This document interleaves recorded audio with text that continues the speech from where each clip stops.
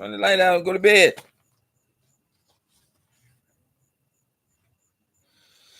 Greetings. Grandmaster Amon-Ra here, coming to you again live from Mombasa, Kenya, where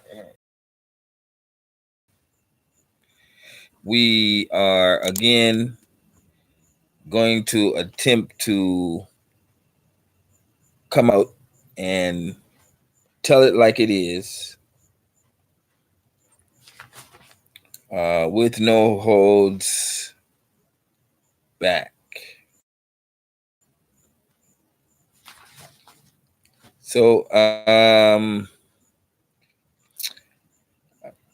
find myself liking to prepare, and then sometimes you tend to over repair. I mean, over prepare for something you want to do. So I'm gonna hope that the line stays relatively good. It seems like the net was strong all day. Nope, it's not gonna work. Let me go off and connect with the modem. If this thing is going to blink again, unless they slow the video when I say 10 young 10 again. Does that make the video slow down? Yeah.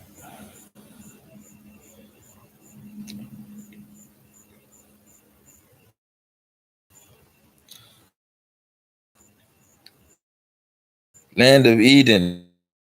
Thank you.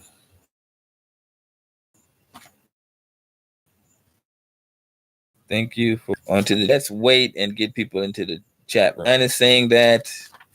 I see guys saying that, but I don't do that. I usually start talking and then guys come. So let me just relax for a minute while we wait and get more people into the chat room so that they can get the full message of what I'm doing.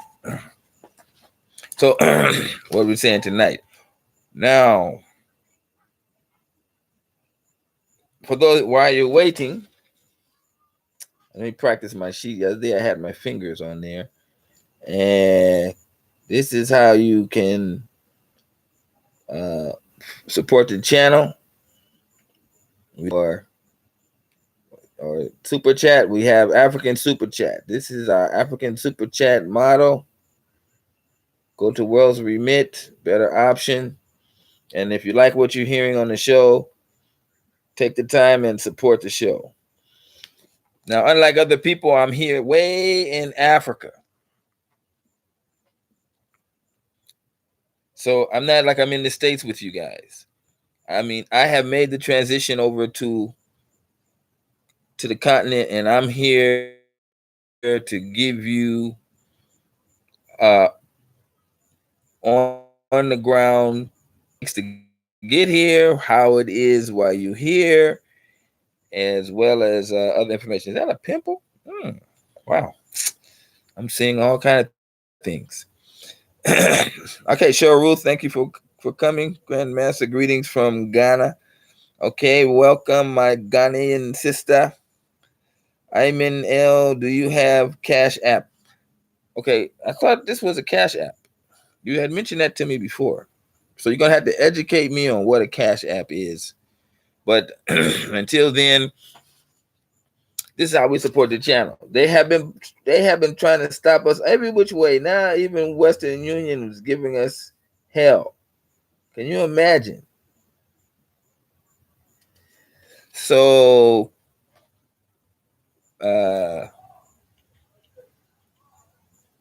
yeah, I wanted to give a shout out to Brian Gali, who was the last person to support the channel. That was 2 shows ago. So we need somebody new out there to support the channel, keep us going.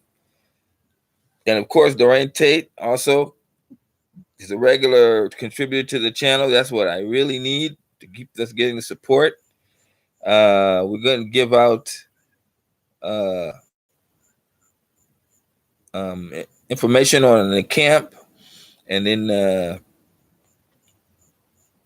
We'll be going out. I'll be going out and surveying these areas and talking to people. I've talked to some people, and then I have to upload those videos. So they do take time to upload.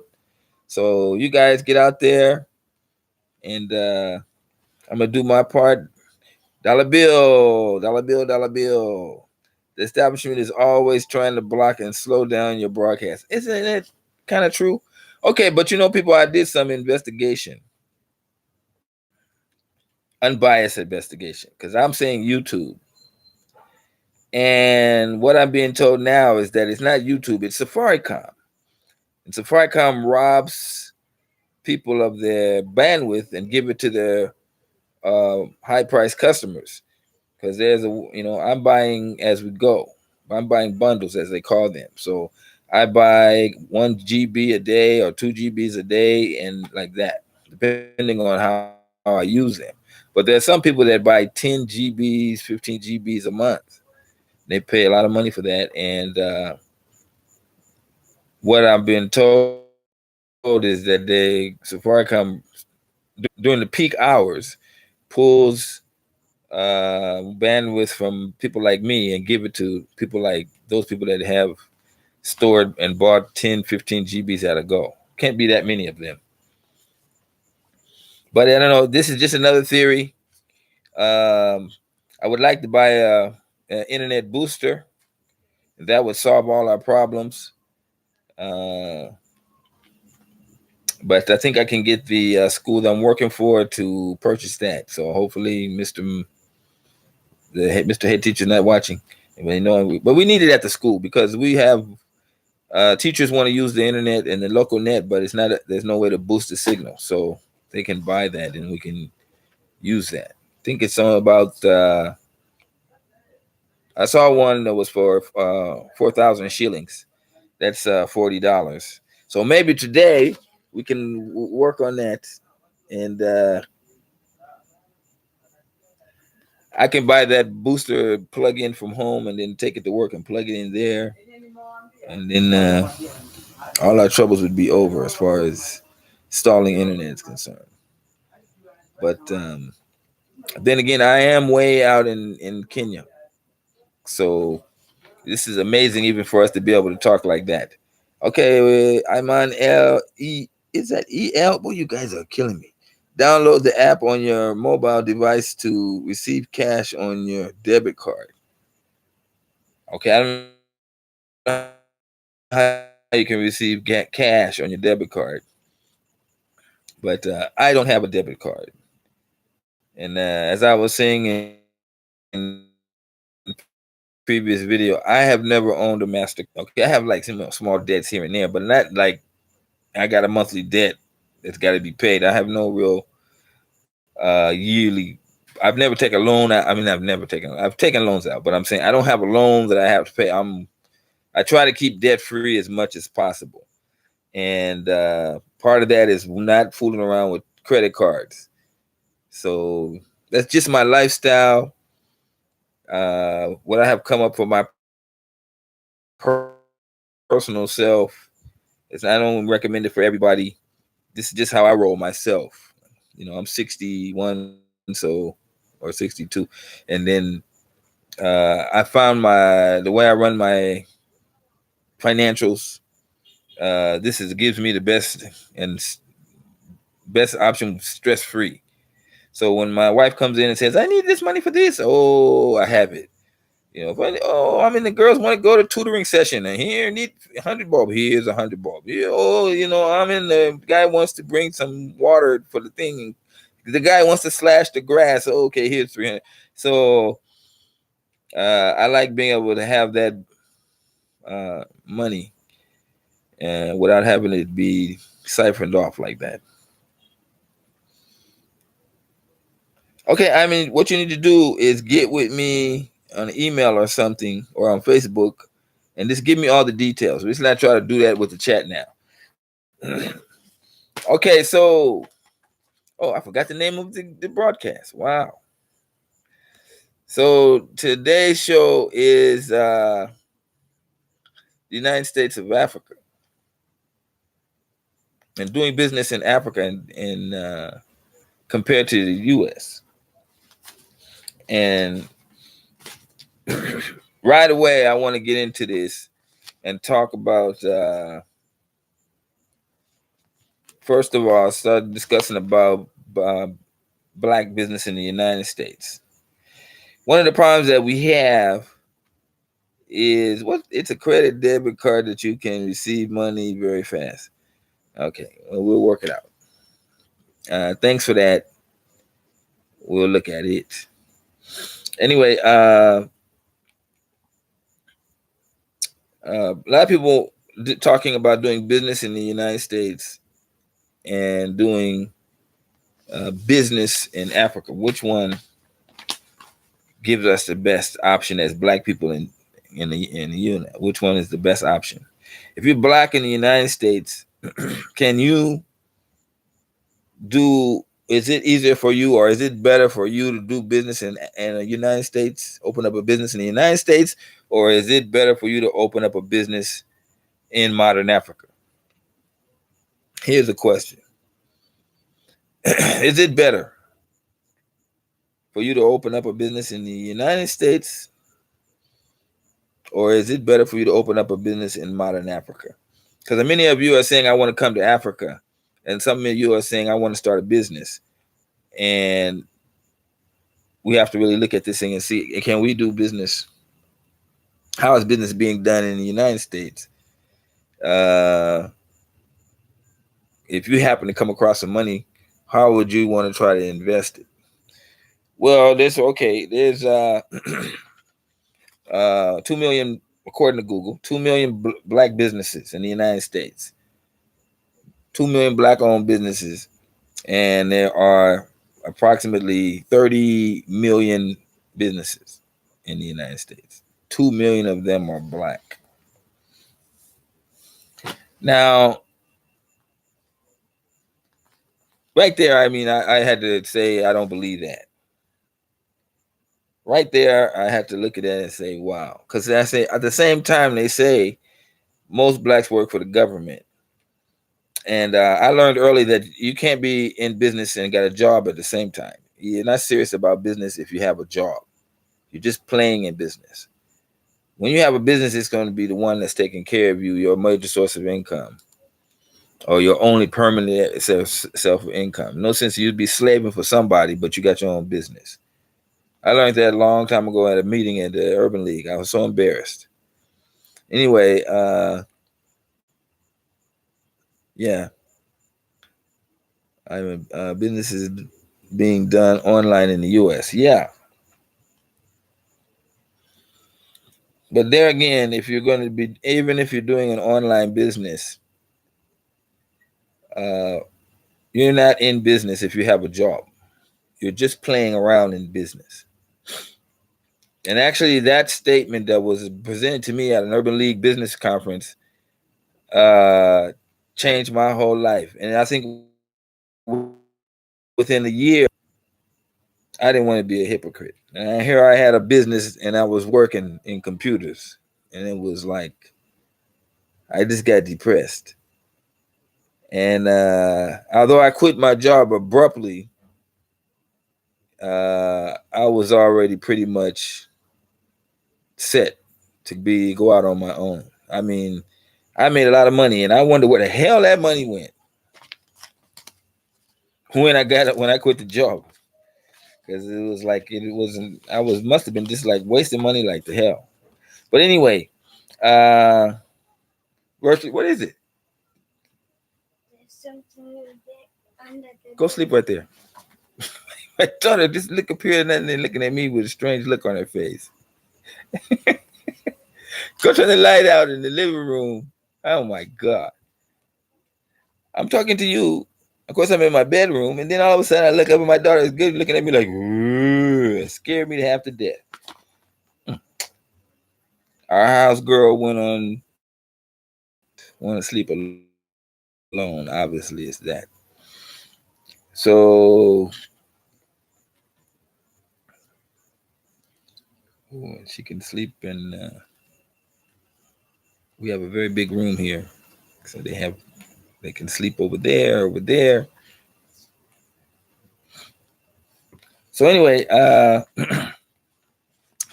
that made me lose my point. Did you guys see me on camera? I was like, "Whoa, who's that?" You know. Anyway, threw me really far off. So let me just go and skip it to the point. So the issue is uh, it's it's virtually impossible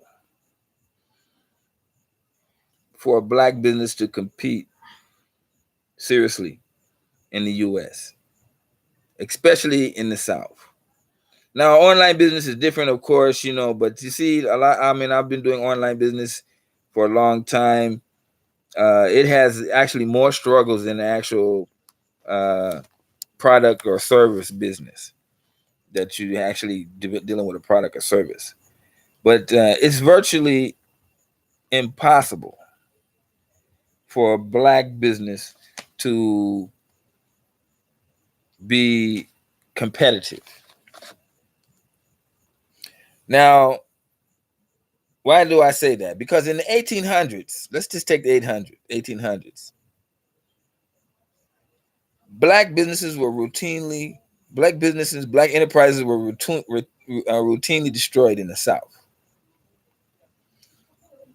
Blacks would develop a business, and if it grew too large, it would attract the attention of whites, and they would either come in and destroy it or figure out a way to take it over, or buy the person out at some ridiculous price, or threaten his family, chase him off, and then that's the problem. Black inventions, including cars, farming equipment, manufacturing devices, were taken from black inventors, just taken from them. And we have to realize that that thing still goes on to this day, because at the end of the day, 0.5% of the country's wealth should not be there like that.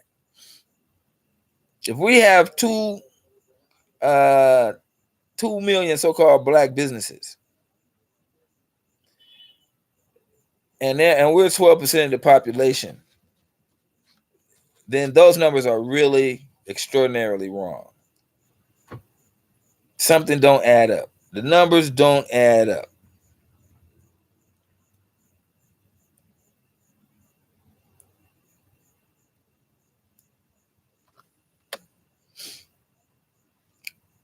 So with that being said, and I want to repeat that again, it's virtually impossible for a black business to seriously compete and to seriously be competitive in the United States with other white businesses or Asian business.